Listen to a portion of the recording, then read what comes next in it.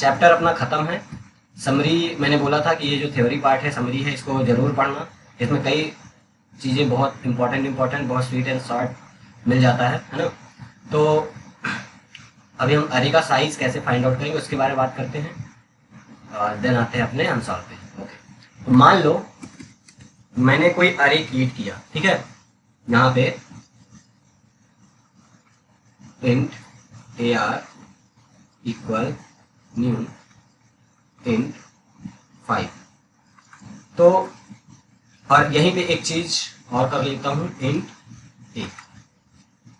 यहाँ पे अगर मैं तुम लोगों से पूछूं कि जो ए वेरिएबल है इसका साइज क्या है, कितना साइज मेमोरी में ऑक्यूपाई करेगा, बताओ। 5 5। 1 0 1 2 3 4। अरे किसकी बात कर रहा हूँ, पहले देख लो अच्छे से यार। ये ए क्या है बताओ जरा। What sir? मैं बोल रहा हूँ ये ए क्या है, ये ए इंफिनिट वेरिएबल है। अरे अरे कोई भी वेरिएबल हो, सिंपली बोलो ये वेरिएबल है वेरिएबल। हाँ, यस सर। किस टाइप का वेरिएबल है? इंटीजर। अब मैं ये बोल रहा हूँ कि ये जो ए नाम का वेरिएबल बनाया इसका साइज क्या है? हाँ, ये वेरिएबल का साइज क्या है, ये मेमोरी में कितने बाइट का स्पेस ऑक्यूपाई करेगा बताओ। 5 होगा शायद। 5 कैसे कर देगा यार?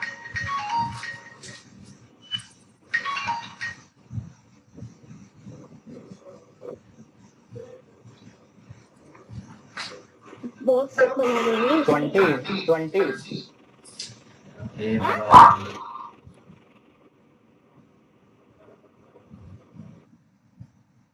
क्या हो गया 4। तुम सब लोगों को, क्या हो गया है? कोई 20 बोल रहा है, कोई 5 बोल रहा है। हाँ ज्योति तुम बिल्कुल सही बोली हो, 4 बाइट होगा, ठीक है। नहीं मांग लक्ष्य तुमको क्या हो गया है, इसका जो साइज 4 into 5 करेंगे तो 20 आएगा। अरे भैया तो ये है क्या है, पहले ये तो बताओ। मैं इसकी बात नहीं कर रहा, ये नॉर्मल वेरिएबल है, ये मेरा अरे है। अच्छा अभी मैं अरे का साइज तुमसे पूछ रहा हूँ क्या? No sir. ये तो नॉर्मल वेरिएबल है ना लक्ष्य। मैंने 4 into 5 कर दिया था, 4 बाइट into 5 20। तो 4 into 5 कब करना था, जब मैं अरे का साइज पूछता? मैं अरे का साइज पूछ रहा हूँ क्या, मैं वेरिएबल का साइज पूछ रहा हूँ कि ये जो ए नाम का वेरिएबल बनाया इसका साइज क्या होगा। 4 बाइट क्यों होगा खुशनबी, एनी आइडिया? 4 बाइट क्यों, कैसे पता चला कि हाँ इसका साइज 4 बाइट होगा खुशनबी? सर इसने खुशनबी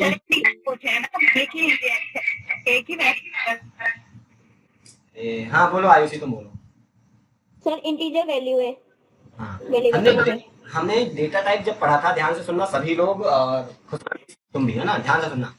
जब हम डेटा टाइप पढ़े थे तो हम क्या पढ़े थे कि हर एक डेटा टाइप का रेंज क्या है ना, कि मैक्सिमम और मिनिमम क्या वैल्यू स्टोर कर सकता है वो, उसका साइज क्या है ना। साइज पढ़ा था ना कि इंटीजर इतने बाइट का साइज लेगा, कैर इतने बाइट का लेगा, लॉन्ग डबल इतने बाइट की है ना, ऐसे हमने पढ़ा था।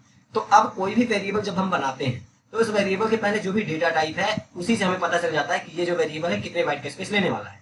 तो हमें पता है, हमने पढ़ा है कि इंटीजर डेटा टाइप जो है वो 4 बाइट का स्पेस लेगा, है ना। तो इसलिए ये जो इंट टाइप का ए वेरिएबल है ये कितने बाइट का स्पेस लेगा, 4 बाइट का। अगर यहीं पे मैं इंट की जगह इसको कर दूं कैर, अब बताओ खुशनबी तुम बताओगी कितने बाइट का स्पेस लेगा ये? 4 तो नहीं होगा, ये 4 नहीं है।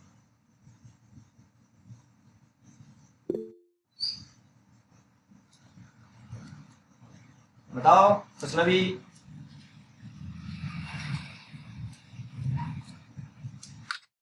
ये बता दो। 2 बाइट 2 बाइट का लेगा, क्यों? क्योंकि कैरेक्टर डेटा टाइप जो कैर डेटा टाइप है वो 2 बाइट का स्पेस ऑक्यूपाई करता है ना। ठीक है खुशनबी, बोल दिया करो।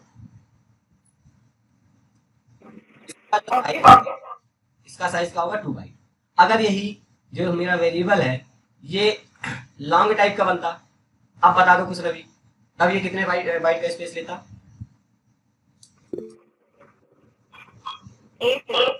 8 बाइट का, बिल्कुल। तो इस तरीके से हम नॉर्मल वेरिएबल का साइज पता कर लेते हैं। अब बात करते हैं कि अगर कोई अरे है ना, अब अरे का टोटल साइज हमें कैलकुलेट करना है, मेमोरी में कितने बाइट का, एमबी का, जो भी है यूनिट, हम बाइट ही जनरली लेते हैं ना, तो कितना साइज ये ऑक्यूपाई करेगा एक अरे, वो कैसे कैलकुलेट करेंगे। तो इसको कैलकुलेट करने का बहुत सिंपल सा फंडा है, तुम लोगों को बहुत जल्दी समझ आएगा, बट फिर भी मैं थोड़ा सा डीप में स्लो स्लो चलता हूँ, ठीक है। तो मेरा मेरा ये अरे है इंटीजर टाइप का, जिसमें 5 ब्लॉक बनेंगे, यानी 5 वैल्यू स्टोर करेगा ना। तो मैं यहाँ पे बना लेता हूँ 0 1 2 3 एंड 4। तो अब ये जो अरे है 5 ब्लॉक बना, और एवरी ब्लॉक में इंटीजर वैल्यू स्टोर, यानी कि हर एक ब्लॉक कैसा है, इंट टाइप का है, कैसा है? हर एक ब्लॉक इंटीजर टाइप का है। तो अब एक इंटीजर ब्लॉक यानी कि 4 बाइट, दूसरा इंटीजर ब्लॉक दूसरा 4 बाइट, तीसरा, हर एक ब्लॉक इंटीजर का है तो हर एक ब्लॉक का 4 बाइट स्पेस ब्लॉक लेगा ना। अब इन दोनों को ऐड कर दो, क्या होगा, 4 4 8 4 12 4 16 4, 20। यानी ये टोटल जो अरे हमने अभी बनाया आज, इसका साइज 5 था, उसका टोटल जो साइज होगा कि मेमोरी कितना टोटल बाइट का ये कंज्यूम करेगा, 20 बाइट का। कितना, 20 बाइट। अब सिंपल तरीका अपना मैथमेटिक्स वाला यूज कर सकते हो कि भैया जितना साइज वो प्लस जो डेटा टाइप यूज हो रहा है उसका साइज और मल्टीप्लाई कर दो। तो हमने इंटीजर डेटा टाइप यहाँ पे लिया था, तो इंटीजर का साइज कितना होता है 4, और टोटल कितने साइज, यानी कितना साइज है अरे का 5, 4 5, क्या आएगा, 5 ब्लॉक है और एक ब्लॉक का साइज 4 बाइट होगा due to integer data type. तो बस मल्टीप्लाई किया, आ गया। अब ऐसे ही अगर हमारा ये अरे होता लॉन्ग टाइप का, यहां से भी, अब इसका साइज क्या होता, तो 5, 40। लॉन्ग का साइज क्या होता है 8, 8 मल्टीप्लाई बाई 5। इस तरीके से किसी भी अरे का हम साइज हम निकाल सकते हैं। क्लियर है। एमसीक्यू में एक एक नंबर 2 2 नंबर में आ जाता है, इसलिए बता दिया। अगर यहीं पे मान लो कैर डेटा टाइप हो जाता, हमने अरे बनाया कैर टाइप का, अब कैर का साइज क्या है 2, और अरे का साइज क्या है, जो कैर डेटा टाइप 2 बाइट का लेगा, ब्लॉक है, मल्टीप्लाई करा दो, 10 बाइट टोटल स्पेस लेगा। मान लो यहाँ पे 20 हो जाता, अब साइज कितना है 20, अब क्या होगा 40। तो इस तरीके से अरे का साइज हम टोटल निकाल लेते हैं कि कितना साइज ये कंज्यूम करने वाला, ठीक है, बन जाएगा सबसे।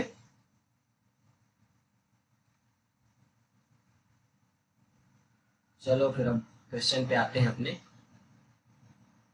अच्छा ये जो सॉल्व है ना क्वेश्चन आंसर, ये थोड़ा पढ़ते रहना है ना, इन्हीं से क्वेश्चन आते हैं, ये जो तुम्हारे बुक में है ना, यही सब क्वेश्चन उठ के आते हैं एग्जाम में, तो इनको पढ़ते रहना।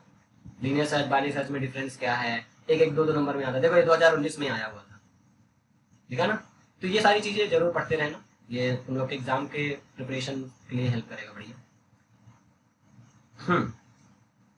सॉल्व प्रोग्राम है ये, write a program to display the index number,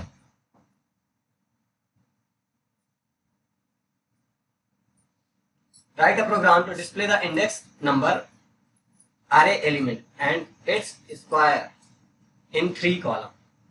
तो करना क्या है, 3 कॉलम बनाना है, और इंडेक्स नंबर, देन इंटीजर का वैल्यू, जो भी अरे उस इंडेक्स नंबर में वैल्यू स्टोर है वो, और देन उस जो नंबर स्टोर है उसका स्क्वायर, कुछ आउटपुट इसमें दिया होगा ये, जैसे 4, इस अरे को देखो यहाँ पे 0 इंडेक्स में क्या था 4, आउटपुट कुछ ऐसा आना चाहिए, पहले इंडेक्स नंबर आना चाहिए, देन एलिमेंट 4 आ गया 0 इंडेक्स का, देन इसका स्क्वायर 16 आ गया, ठीक है। कैसे करेंगे, देखो मैं ना सॉल्व को सॉल्व नहीं करने वाला, ये पहला क्वेश्चन था, चलो करके दिखा दूंगा, बाकी सॉल्व वाले तो खुद तुम करना, अनसॉल्व में करूंगा, ठीक है ना। अनसॉल्व। अनसॉल्व भी स्टार्ट करूँ, ये वाला बन जाएगा, अनसॉल्व सर। अनसॉल्व करूँ, चलो ये सब सॉल्व है, वैसे भी तुम दिमाग थोड़ा सा लगाओगे बन जाएगा।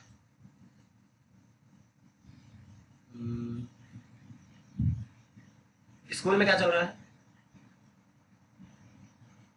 प्रोग्रामिंग की तैयारी हो रही है सर। अरे अरे के प्रोग्राम चल रहे हैं, चल रहे हैं लेकिन अभी भी कहाँ है अनसॉल्व यार, दिख ही नहीं रहा।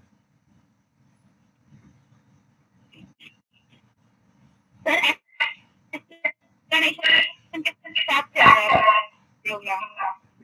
मुझे कुछ सुनाई नहीं दिया। Core 41 page number. अच्छा,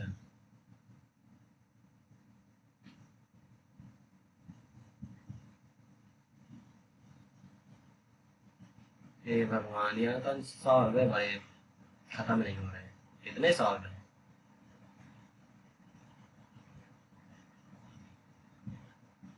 15 क्वेश्चन, मैं थक जाऊंगा स्क्रॉल करते करते। आया आया, ये सब थ्योरी पार्ट है, कहीं इनमें कोई दिक्कत हो। यहाँ पे है क्या कोई क्वेश्चन है शायद? इनिशियलाइज एन अरे विद 15 फ्रैक्शनल, अच्छा ये हो गया, इनिशियलाइजेशन वगैरह पूछ रहा है, ये तो बन जाएंगे, नहीं बन जाएंगे। यहाँ से हमारी प्रोग्रामिंग स्टार्ट होती है। पहला question, write a program to initialize 10 integers in an array AR, print the array horizontally with one space between each number. Also print sum of all the even integers and sum of all the odd integers from the array.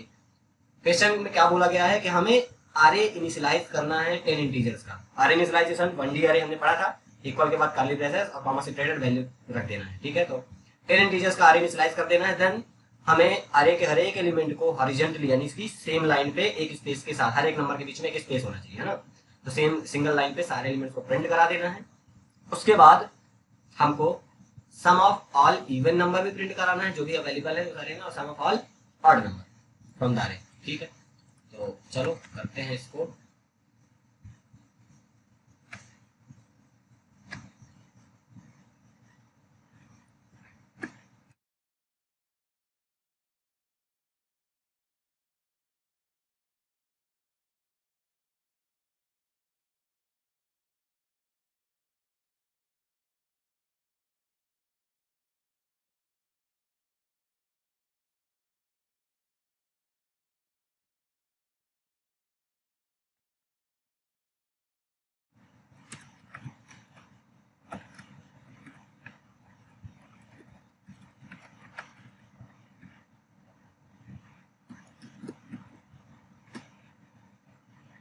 हमने class बनाई PPA1 नाम की, और यहाँ पे main method बनाया। Main method के अंदर सबसे पहला काम, हमको एक अरे इनिशियलाइज करना है इंटीजर टाइप का, ठीक है, विथ 10 इंटीजर्स एलिमेंट। ओके, हम कर देते हैं 1 2 3 4 5 6 7 8 9 10, कॉमा लगा के, ठीक है। नंबर कुछ भी हो सकता है, मैंने 1 2 3 ऐसा।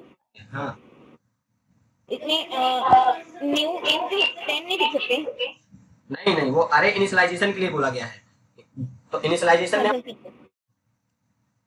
10 इंटीजर्स अरे इनिशियलाइज करना है ना कि डिक्लेयर करके या फिर इनपुट वगैरह, ऐसा नहीं लेना। इनिशियलाइजेशन हम ऐसे ही करेंगे। नंबर कुछ भी ले सकते हैं हम, हमें मतलब है 10 इंटीजर वैल्यू से। अरे में 10 इंटीजर वैल्यू होनी चाहिए, किसी भी ऑर्डर में किसी भी तरीके की वैल्यू तुम ले सकते हो। मैंने बस ऐसे ही ले लिया है एग्जांपल के लिए 1 2 3 4, है ना, 10 तक। ओके, अब यहाँ पे बोला क्या गया है कि हमें sum of even and sum of all odd element, तो उसके लिए हम यहाँ पे वेरिएबल बनाएंगे ऐसी, सम ऑफ इवन के लिए ऐसी, ठीक है। एंड हाँ, जो नंबर पुट करें हम उसमें नेगेटिव ले सकते हैं ना? हाँ बिल्कुल ले सकते हो, नो प्रॉब्लम। तो हमने ये ले लिया sum of even and sum of odd के लिए ये वेरिएबल। इसके बाद अब हम लगाएंगे एक loop for int I equal 0, I less than, size है 10, I प्लस प्लस, ठीक है। और सिंगल लाइन में सारे एलिमेंट्स को प्रिंट करा देना है। तो उसके लिए हम यहाँ पे क्या यूज करेंगे, system dot out dot print, और यहाँ पे AR ऑफ I, एलिमेंट के बीच में स्पेस होना चाहिए। अच्छा, इसमें क्या नहीं समझ आ रहा बताओ जरा। इतने में I एज अ इंडेक्स आएगा, यहाँ बार बार पास होगा, कहाँ तक जाएगा, 0 to 9। जब 0 इंडेक्स आएगा तो प्रिंटर चला, 0 इंडेक्स का एलिमेंट 1 आ जाएगा, देन स्पेस आएगा, रिपीट होगा, I की वैल्यू जाएगी 1, 1 इंडेक्स का एलिमेंट प्रिंट होगा, फिर उसके आगे स्पेस आ जाएगा। तो एलिमेंट प्रिंट हो गया, स्पेस आएगा, तो नया एलिमेंट स्पेस के बाद प्रिंट होता है ना। तो हर एक एलिमेंट के बीच में स्पेस दिखेगा हमें, और एक एक करके सारे एलिमेंट ऐसे 1 by 1 प्रिंट हो जाएंगे। इतना क्लियर है ना?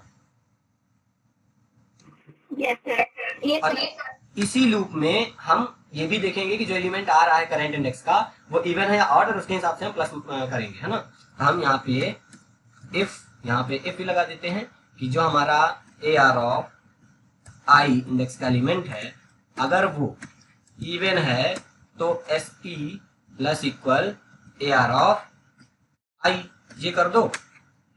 एल्स एसओ यानी सम, अगर वो इवन नहीं तो फिर सम ऑफ ऑड करना है ना, plus equal A R of, ठीक है। अच्छा कुछ समझ नहीं आ रहा हो ईमानदारी से प्लीज बता देना, और समझ आ रहा है? सर हाँ लूप के बाद लिखना है ना, सम ऑफ क्या यू के बाद, कहाँ यू के बाद? सम डॉट डॉट के बाद, हाँ सम डॉट आउट डॉट प्रिंट के बाद जो दिए हैं इफ हाँ हाँ कर्ली ब्रैकेट के अंदर, कर्ली ब्रैकेट के बाद नहीं लिख सकते क्या? नहीं कर्ली ब्रैकेट के बाद क्यों लिखोगे? फिर हमें हर एक एलिमेंट मिलेगा क्या? हमको लूप के थ्रू हर एक 1 बाई 1 करके हर एक एलिमेंट को चेक करना है ना। तो लूप के बाहर लिख दोगे तो ये हमको इंडेक्स, सारे इंडेक्स कैसे मिल जाएंगे? नहीं मिलेंगे। तो लूप के अंदर लिखने का फायदा क्या है कि पहले वो 0 इंडेक्स का एलिमेंट चेक करेगा क्या वो इवन है कि ऑड, फिर आई इंक्रीज होगा 1 इंडेक्स के एलिमेंट को चेक करेगा, फिर 2 इंडेक्स को, फिर 3 इंडेक्स के एलिमेंट को, ऐसे हर एक इंडेक्स वैल्यू को वो इंडेक्स वाले एलिमेंट को चेक करेगा। और वही हमको कराना है, हमें हर एक वैल्यू को देखना है, sum of all even, sum of all odd element के लिए। ये लूप के अंदर लिखा जाएगा, ठीक है। अब मैंने इफ और एल्स की बॉडी क्यों नहीं बनाई? क्योंकि हमें पता है कि सिंगल स्टेटमेंट होने के लिए हम बॉडी नहीं बनाएंगे तो चलेगा, तो इसलिए इफ की बॉडी, ये इफ की बॉडी के अंदर है, बट मैंने कर्ली ब्रेसेस ओपन क्लोज इसका नहीं किया, ये एल्स की बॉडी के अंदर है ना। ठीक है, अभी क्लियर है? Yes sir. कुछ ना भी यस सर। क्लियर है ना सबको? सर अगर इधर 20 इंटीजर नंबर दिया होता तो इतने सारे पूरे लिखने पड़ते। हाँ लिखने, अच्छा वैल्यू स्टोर करना, हाँ 20 अगर बोला होता कि इनिशियलाइज आ रहे विद 20 इंटीजर तो तुम्हें 20 इंटीजर्स लिखने पड़ते इनिशियलाइज करने के लिए, समझा? Yes sir. तो अभी मैं प्रिंट लेना और इसके अंदर बैकस्लैश एन क्यों कर रहा हूँ? क्योंकि यहाँ लूप के अंदर ये प्रिंट सिंगल स्टेटमेंट चला ना सिंगल लाइन पे, तो उसके बाद जब अगर यहाँ पे प्रिंट करूंगा सम ऑफ इवन और ऑड तो उसी लाइन के आगे प्रिंट होगा। मुझे नहीं चाहिए, मुझे न्यू लाइन पे चाहिए, तो यहाँ पे पहले मैं न्यू लाइन प्रिंट करा दिया बैकस्लैश एन, उसके बाद प्रिंट टाइम रॉन्ग है। अच्छा अभी सही हो गई? हाँ बैकस्लैश एन लिखा, अब बोल देता हूँ sum of even element, sum of all even element, ऐसा लिखो, sum of all even element plus ऐसी में है, ठीक है। और सेम यही चीज सर, और ऑल को इवन के पहले लगाना है क्या? तो अच्छा लगेगा। ऑल को इवन के पहले लगाइए ना, sum of, sum of all even के पहले। Okay okay okay. अरे भाई कहाँ पहुंच गया?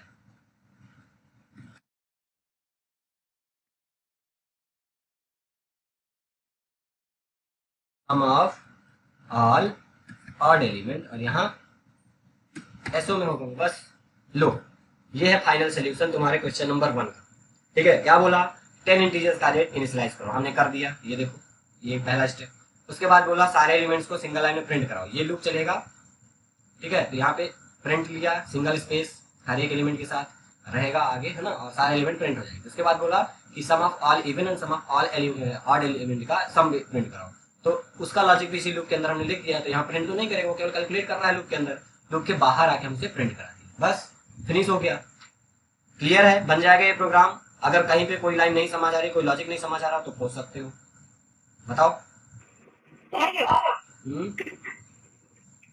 ये बैकस्लैश एन क्यों लगा है? ना लगा तो भी चलेगा? तो भी चलेगा, नो प्रॉब्लम। बट यहाँ पे देखो लूप के अंदर ये प्रिंट चला, प्रिंट एलन नहीं चला, प्रिंट चला, और इसके जस्ट बाद नया जो आउटपुट स्टेटमेंट होगा ये होगा। तो अगर मैं यहाँ बैकस्लैश एन नहीं लगाऊंगा तो कर्सर तो अभी होल्ड रहेगा उसी लाइन में ना कि प्रिंट चला है, क्योंकि तो ये जो output sum of all element ऐसा कुछ आएगा वो उसी लाइन के आगे आएगा, और मुझे उसको चाहिए न्यू लाइन पे, तो इसलिए बैकस्लैश एन यहाँ पे लगा दिया। बैकस्लैश एन क्या करता है, नई लाइन पे शिफ्ट करेगा पहले, और देन ये आउटपुट पूरा नई लाइन पे आएगा, ठीक है। Yes sir. यस। अब इसको कंपाइल करते हैं, नो प्रॉब्लम, रन करते हैं। ये अरे एलिमेंट थे जो कि सिंगल लाइन पे आ गया। चाहो तो इसको भी प्रॉपर मैसेज के साथ दे सकते हो कि ऑल द अरे एलिमेंट्स ऐसा, या फिर नहीं देना, ठीक है ऐसा भी सही है। Then sum of all even element आ गया and then sum of all odd element. Clear है? अब देखो तुमने पूछा कि बैकस्लैश एन क्यों लगाए हैं। अगर मैं बैकस्लैश एन को हटा दूंगा, आउटपुट देखना क्या दिखा। पहली वाली लाइन भी उसे उसी लाइन के ऊपर आ रही है ना, पहली वाली लाइन का आउटपुट हर एलिमेंट के आगे। तो उसको न्यू लाइन में शिफ्ट करने के लिए मैंने बैकस्लैश एन लगाया था और कुछ नहीं। ठीक है,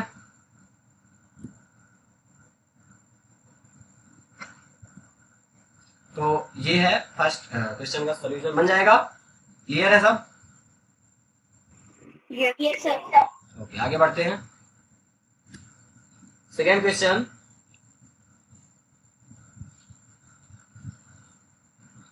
write a program to initialize 15 integers element in array AR.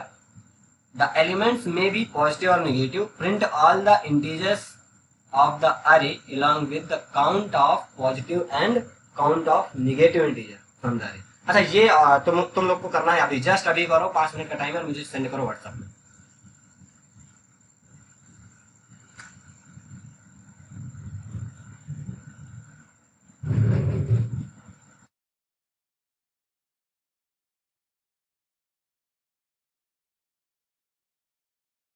जाएगा सेकंड क्वेश्चन, किसको किसको लगता है बन जाएगा?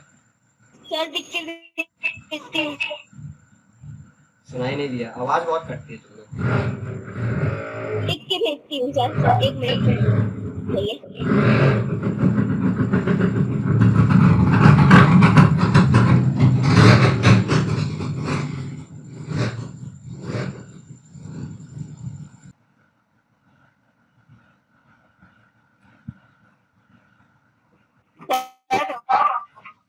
हाँ, क्वेश्चन की जो सेकंड लाइन है वो थोड़ा बताइए। देखो 15 इंटीजर का एक अरे क्रिएट करना है, इनिशियलाइज करना है। देन उस अरे में ना तुमको ऐसा नहीं कि इंटीजर कुछ भी, उसमें मिक्स इंटीजर वैल्यू तुम्हें रखना है। निगेटिव भी इंटीजर वैल्यू कुछ रखनी है, कुछ पॉजिटिव इंटीजर वैल्यू भी, है ना। और उसके बाद सारे अरे एलिमेंट्स को सिंगल लाइन में प्रिंट कराना है। ठीक है, प्रिंट ऑल द इंटीजर्स अरे along विद द काउंट। अब जैसे मैंने अभी किया था कि अरे एलिमेंट सारे प्रिंट हो गए थे, उसके बाद तुम्हें ये भी प्रिंट कराना है total number of positive element and total number of negative element, वो टोटल कितने अवेलेबल है वो काउंट करके। ठीक है, ये चीज करनी है। क्लियर हुआ? Yes sir. हाँ,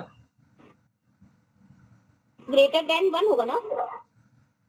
ग्रेटर देन 0 कर सकती हो। Okay sir.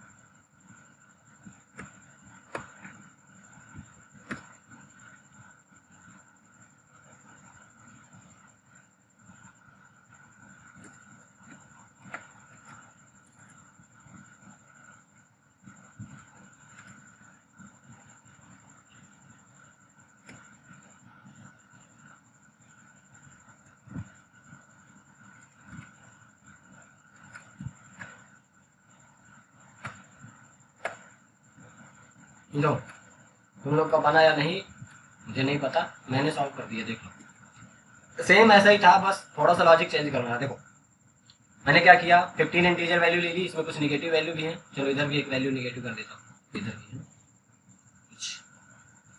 तो अब इसमें देखो कितनी निगेटिव वैल्यू है, 1 2 3 4 5, और बाकी पॉजिटिव वैल्यू है। हमने क्या किया, सबसे पहले array element as it is print हो जाएगा, इसके बाद लॉजिक लगाया निगेटिव और पॉजिटिव नंबर को काउंट करने का, कि टोटल निगेटिव नंबर कितने, टोटल पॉजिटिव कितने। तो कंडीशन क्या कि इफ जो हमारा अरे एलिमेंट है आ रहा है जो, अगर वो 0 से छोटा है, 0 से छोटा का मतलब वो निगेटिव ही होगा, -1 -2 ऐसा कुछ, तो n को प्लस प्लस कराओ, यानी n यानी निगेटिव काउंट के लिए, और p यानी पॉजिटिव काउंट, ये तो n को प्लस प्लस कराओ। और अगर n जो अरे का एलिमेंट है वो 0 से छोटा नहीं है, मतलब वो या तो 0 हो सकता है उससे ग्रेटर हो सकता है, वो पॉजिटिव है, तो एल्स में आओ और p को प्लस प्लस कराओ। बस यहाँ पॉजिटिव काउंट और निगेटिव काउंट को हमने प्रिंट करा दिया लूप के बाहर आके, सिंपल। आउटपुट देखो,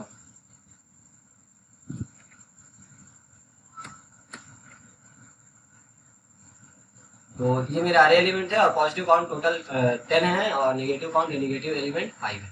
तो क्या ये सही है? Yes sir. हाँ सही है, सही है। बन जाएगा अभी, सिंपल था ना। यस हम्म, सर, कंडीशन सही देखिए। यस सर, सही है। Yes sir. आगे बढ़े। Yes sir. Next question, third number, write a program to accept n from the user. Okay, इससे क्या क्लियर हो गया, n एक्सेप्ट करना है यानी स्कैनर यूज होगा, ठीक है। डिक्लेयर अरे ऑफ साइज n।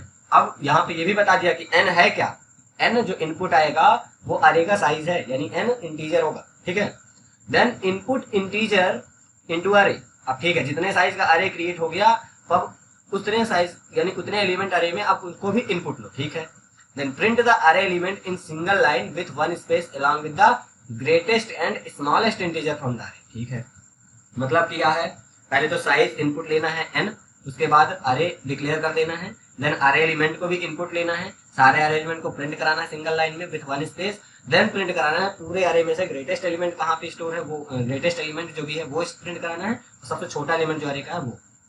तो किसको लगता है कि ये बन जाएगा लक्ष्य? बन जाएगा। सॉरी मैं बताऊंगा। तो सबसे पहले हम स्कैनर क्लास इंपोर्ट करा लेते हैं, इंपोर्ट जावा डॉट यूटिल डॉट क्योंकि स्कैनर क्लास की जरूरत पड़ेगी। अब हमें यहाँ पे ये सारी चीजें करने की जरूरत नहीं है। Scanner SC equal new scanner system dot in, हमने ये किया। हम मैसेज देंगे इंटरलन इनपुट साइज ऑफ अरे, ठीक है। Int n equal sc dot next int, ठीक है। क्वेश्चन में यही बोला था n as a size input ले लेना है, ठीक है। n में इनपुट आ गया, अब हमें अरे डिक्लेयर करना है। Int ar equal new int, और यहाँ साइज में हमने n को पास कर दिया। तो n मान लो अगर n में इनपुट आ गया 10, तो यहाँ पे n में क्या पास हो जाएगा, n की वैल्यू जो भी होगी 10, यानी हमारा जो अरे क्रिएट होगा कितने साइज का बनेगा, 10 साइज का। समझ आया? बोलो। Yes sir, yes sir. अब इसके बाद फिर से मैं मैसेज यहाँ प्रिंट कराऊंगा और बोलूंगा इनपुट अरे एलिमेंट्स, ठीक है। और अरे एलिमेंट्स इनपुट लेंगे फॉर i इक्वल 0, क्या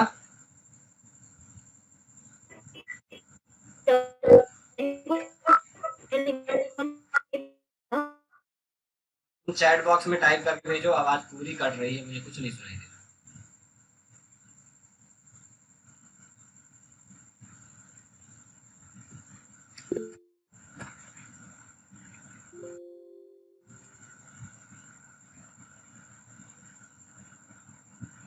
चैट बॉक्स में मैसेज कर दो, क्या बोल रही हो बताओ। अब हम यहाँ पे एक लूप चलाए, 0 से जाएगा और कहाँ तक जाएगा, जो n यानी साइज अरे का, तो लेस देन उस साइज तक जाएगा, तो 0 से लास्ट एलिमेंट इंडेक्स तक के ये नंबर देगा। और हमको क्या करना है, यहाँ पे हमको सारे एलिमेंट प्रिंट करा देने, सॉरी इनपुट लेना है।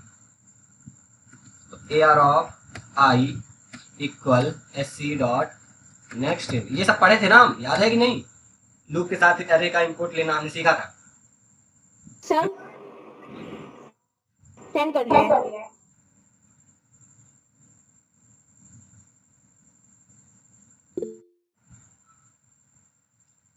देखो चल जाएगा, बट हमें पता होना चाहिए प्रोग्राम रन हो रहा है, तो सामने दिखना भी चाहिए ना कि हाँ हमें करना क्या है।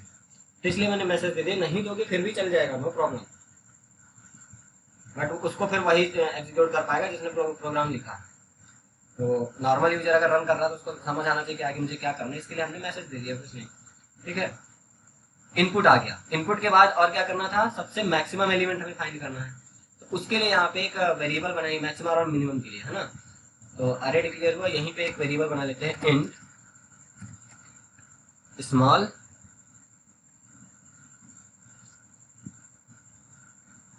या यहाँ पे नहीं बनाते, छोड़ो।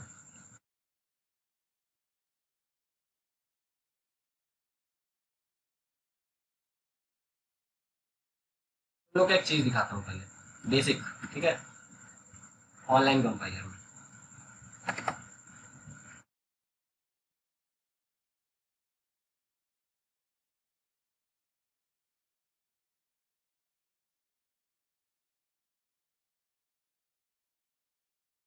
अगर मैं यहाँ पे देखना,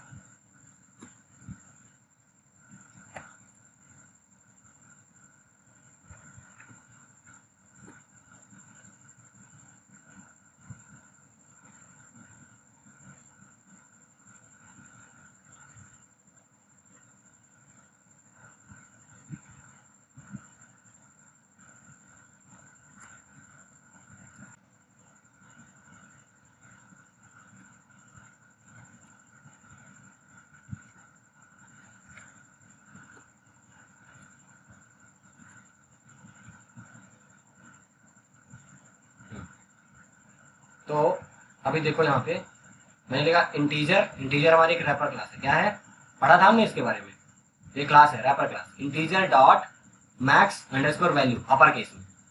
इंटीजर डॉट मैक्स वैल्यू लिखा जब, तो ये मुझे क्या मिल गया, हाईएस्ट मैक्सिमम वैल्यू इंटीजर की, जो इंटीजर वैल्यू हो सकती है इंटीजर डेटा टाइप का, है ना। अगर यहीं पे मैक्स की जगह मिन कर, तो यहाँ पे मुझे मिनिमम वैल्यू नेगेटिव की मिल जाएगी इंटीजर की, है ना। तो अभी ये चीज मैं क्यों बता रहा हूँ, क्योंकि यहाँ पे लॉजिक में मैं एक चीज यूज करने वाला हूँ। देखो क्या होता है, एग्जाम्पल समझना, मैं एक स्मॉल वेरिएबल लूंगा स्मॉल फाइंड करने के लिए, और एक लार्ज, ठीक है। अगर मैं 0 0 दोनों में रख दिया, तो लार्ज के केस में तो ये ठीक है, ठीक है चल जाएगा, ठीक है, बट उस केस में भी एक सिनारियो ऐसा बनेगा कि नहीं चलेगा। अब मान लो मेरा अरे कुछ ऐसा है,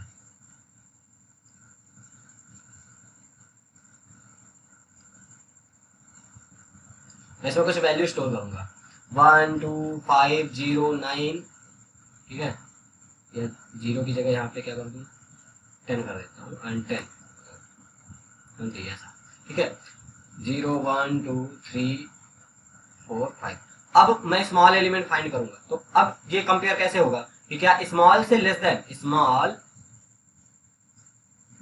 स्मॉल से लेस, सॉरी लेस है क्या कोई आने वाली वैल्यू अरे की, ठीक है, ऐसा मैं कंडीशन लिखूंगा। तो पहले देखेगा कि क्या ये वाली वैल्यू स्मॉल से लेस है, क्या नहीं है, क्या ये वाली नहीं है, ये वाली नहीं है, ये वाली नहीं, यानी इस केस में 0, ठीक है,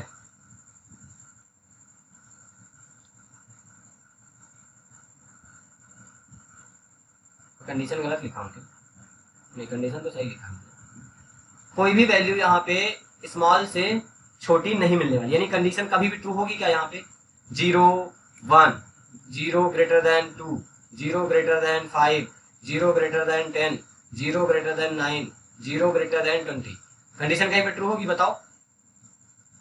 नो सर, कभी क्योंकि नहीं। यहाँ पे ये जो नंबर है ये कोई छोटा है ही नहीं इससे, यानी जो स्मॉल में हमने बाय डिफॉल्ट 0 रखा हुआ है वो ऑलरेडी सबसे छोटा है फिलहाल के लिए, तो इसलिए यहाँ पे कोई वैल्यू मिल नहीं रही। बट एक्चुअल में हमें फाइंड होके सबसे छोटी वैल्यू क्या मिलनी चाहिए? 1।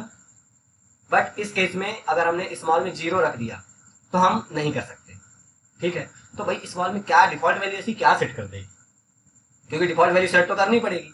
तो क्या ऐसी सेट करें डिफॉल्ट वैल्यू कि हमें स्मॉलेस्ट वैल्यू मिल जाए?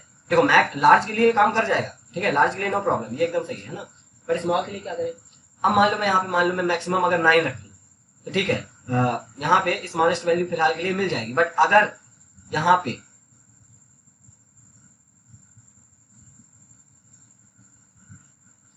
क्या होता, मैंने यहाँ पे 9 रखा, ठीक है, हाँ,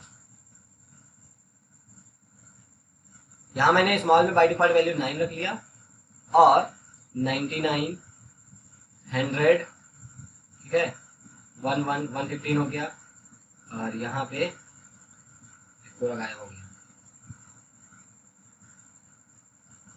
101 ऐसा समझ लो, ठीक है, और यहाँ पे 191 हो गया, ये 120। तो अब इस तरीके से कुछ रहे हैं, ठीक है। और अब बताओ यहाँ पे सबसे स्मॉलेस्ट एलिमेंट कौन सा है? 99। 99, ठीक है। अब यहाँ कंपैरिजन क्या होगा, क्या यहाँ पे सब जगह ऐसा कर दो 9 9 9 9 9 9, ठीक है, और यहाँ पे अभी है 99, यहाँ पे अभी 100, यहाँ पे है 115, यहाँ पे है 101, यहाँ पे है 191 और यहाँ पे है 120। अब बताओ यहाँ पे कोई कंडीशन ट्रू हो रही है क्या? 9 से मतलब 9 से लेस कोई वैल्यू है क्या अरे में? नहीं है ना। तो मतलब स्मॉल में तुम कोई भी गणित लगा लो, कहीं ना कहीं लॉजिक गलत हो जाएगा कि स्मॉल में ऐसी क्या वैल्यू रख दें कि हमें प्रॉपर स्मॉलेस्ट वैल्यू हम फाइंड कर पाए लॉजिकली जब हम कंडीशन लगाएं।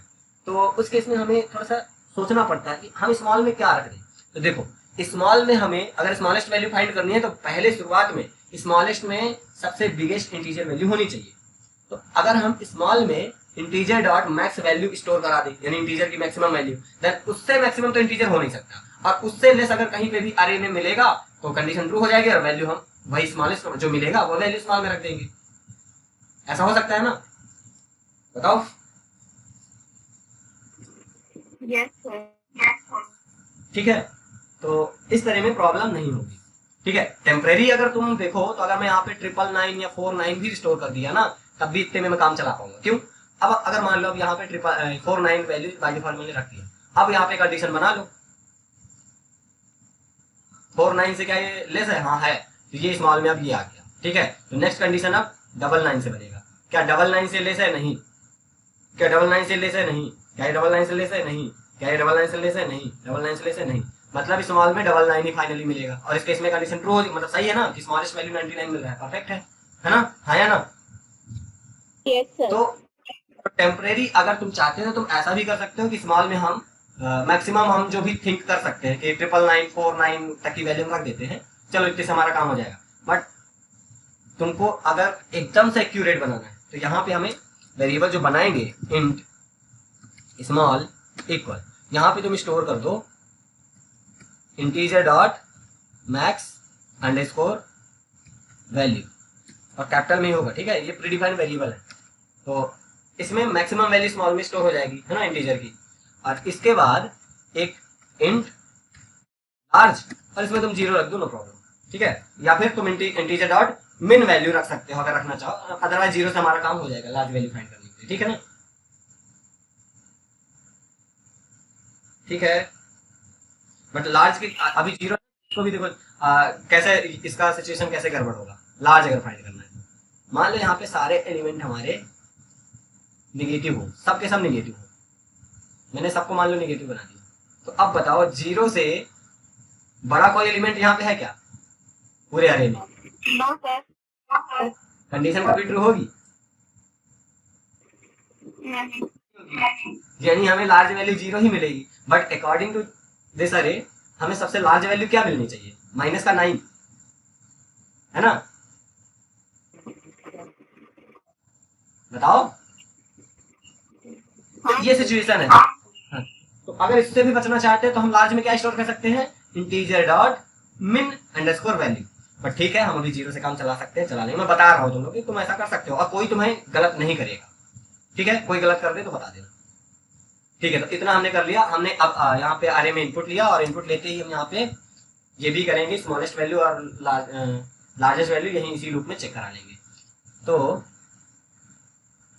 या फिर आगे भी करा सकते हैं क्योंकि हमें प्रिंट कराना है सारे अरे को। ठीक है, तो यहाँ पे केवल इनपुट बस ले लेंगे। ठीक है, और दूसरा लूप चलाएंगे फॉर या मैसेज देके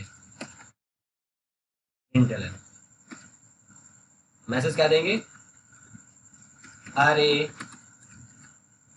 एलिमेंट्स आर और for int I equal 0 I less than n I plus plus। ठीक है, कहाँ गड़बड़ है भाई? I equal PRI। ठीक है, अभी कोई दिक्कत नहीं। System dot out dot print of I, और यहीं पे हम लॉजिक लगाएंगे इफ। ठीक है, स्मॉलेस्ट फाइंड करना है हमें।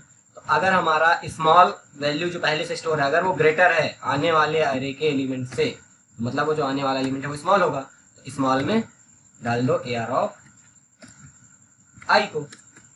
ठीक है, और दूसरा ऐसे ही कंडीशन लगाएंगे इफ अगर हमारा लार्ज छोटा हो जाता है आने वाले अरे के कोई भी एलिमेंट से, तो मतलब आने वाला जो अरे का एलिमेंट है वो ग्रेटर है, तो लार्ज में उसको डाल दो। क्या यहाँ पे सेकंड कंडीशन में इफ होगा ना? एल्स इफ नहीं, एल्स इफ देखो, एल्स इफ में ऐसा होता है कि अगर तुमने यहाँ पे इसको चेक करा लिया तो फिर वो नेक्स्ट वाले को चेक नहीं करेगा अगर ये पहला वाला कंडीशन ट्रू हो गया, बट मुझे दोनों को ही चेक कराना है, समझी? तो उस केस में मुझे दोनों पे इफ वो कंडीशन ट्रू हो या फॉल्स दोनों स्टेटमेंट चलने ही चाहिए, तो इसलिए मैंने इफ लगाया। ठीक है, समझ आया? हाँ। लूप के बाहर आके बस प्रिंट करा देना है। क्या प्रिंट कराना है? स्मॉलेस्ट एलिमेंट इक्वल स्मॉल और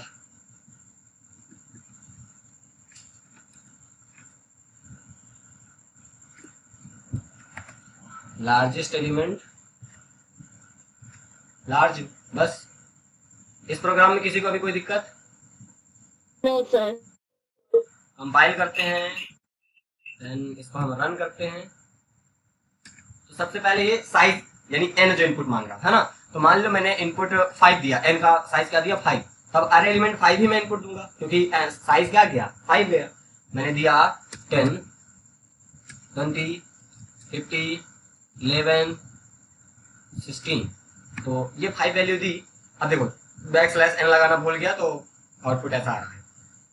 तो 10 20 50 11 16 ये क्या आ रहा है? अरे एलिमेंट्स आर दिस। देन इसको न्यू लाइन में आना चाहिए तो \n लगा देंगे हम। देन स्मॉलेस्ट एलिमेंट पूरे एरे में कौन सा है? 10 है, तो आ गया 10, और मैक्सिमम एलिमेंट सबसे कौन सा है? लार्जेस्ट 50 आ गया। ठीक है ना? तो यहाँ पे थोड़ा सा और करेक्शन कर सकते हैं। क्या? यहाँ पे लगा दो \n, बन जाएगा। हाँ sir. Yes sir. Okay, then next sir time हो गया है सर। अच्छा, ज्यादा पढ़ा दिया क्या आज? यस सर, 5 मिनट ज्यादा। ओके, तो ये 4th नंबर का जो क्वेश्चन है इसको तुम लोग ना कल सॉल्व करना है, होमवर्क है तुम्हारा, नहीं बनेगा तो मैं फिर बताऊंगा। ओके, कोई डाउट नहीं है ना, अभी सब क्लियर है? You can